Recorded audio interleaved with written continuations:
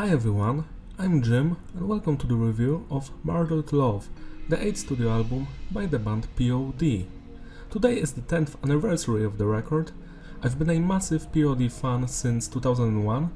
My cousin bought the Satellite album and we've listened to it a lot back then.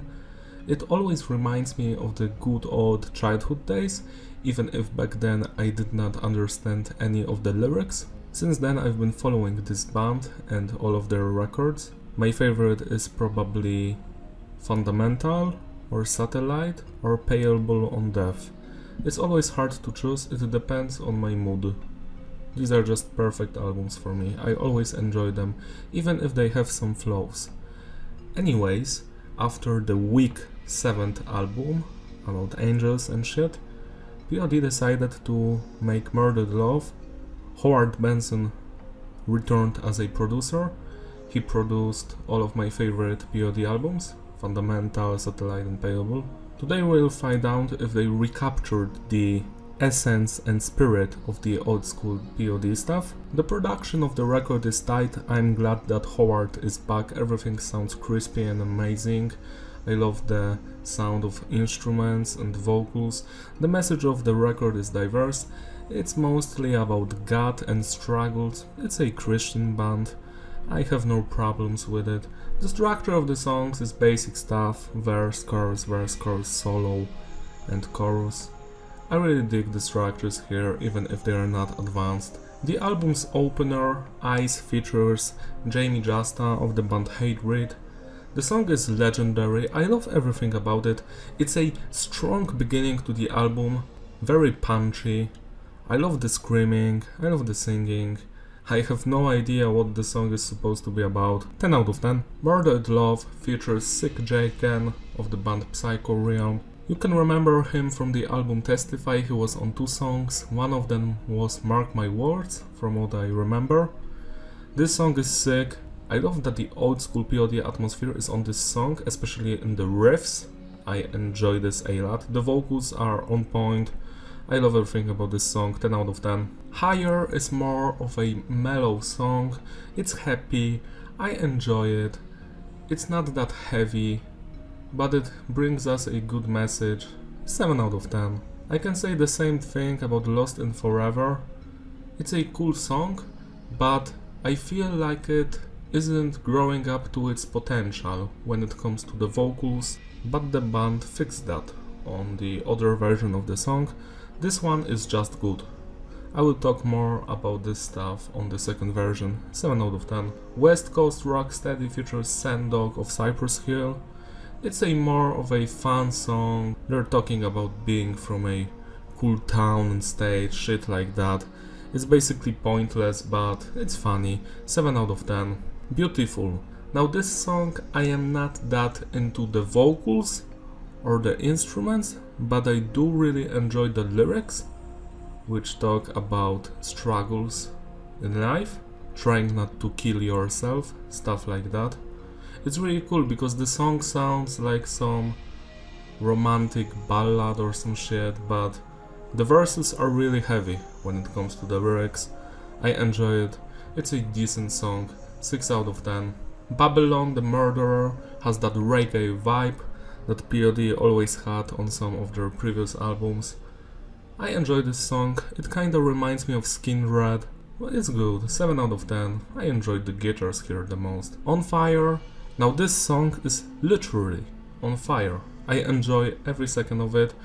I wish it was more heavy, but it's already good.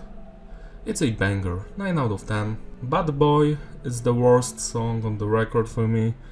The lyrics are about relationships or some shit. It sounds very cringy to me. Just read the lyrics. The song just sounds very weird. I am not going to replay it. It's a disappointment. It's just an average song that I don't want to hear. 5 out of 10. Panic and Run sounds like a mix of punk music with reggae. I am not that into the verses or the chorus. They're just fun, kinda sounds like Green Day to me. But the bridge is amazing, has a lot of screaming, it has amazing build-up, it saves the song for me. so 7 out of 10. And the final track on the normal edition, I Am. I think this is the best song on the entire record. It's censored on the physical copies or removed, so you must check if this song is on it or not. If you bought a FLAC or WAV of MP3 files, whatever, just get the unedited version. It's available online. You will find it without any problems. Replace the censored version with the unedited one. You're going to thank me. This song has amazing lyrics. I am not a Christian, but I relate with these lyrics. Life is tough, we all struggle. This is the first song that has fuck in P.O.D discography, so the first cursed word. The instrumental work is phenomenal. It sounds exactly like the Satellite album. It just brings you back. It's not only some member berries that, it's like on the old days. No. When this album was released, you could tell that this song doesn't joke around. It's amazing through and through. It literally sounds like old school P.O.D, like they've never left. 11 out of 10, I love this stuff. The deluxe edition has 6 bonus songs.